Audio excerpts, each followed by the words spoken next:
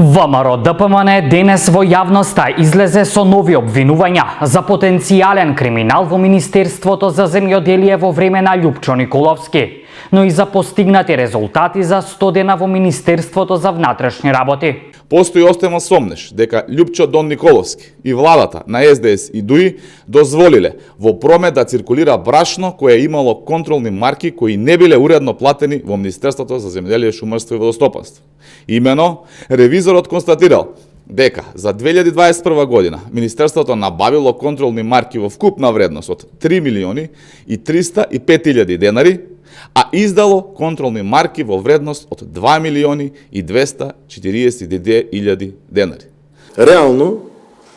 успеваме да го подигнеме професионалниот капацитет на работа во рамки на Министерството за внатрешни работи. За кратко време јавноста ќе ги види сите оние резултати кои што ќе ги постигнеме со макотрпно работење и професионално поставување на соодветни цели кои што на крајот ќе дадат резултат, а резултатот треба да биде во секој случај задоволни граѓани, безбедни граѓани кои што ќе можат да си ги остварат своите права со една професионална полициска служба.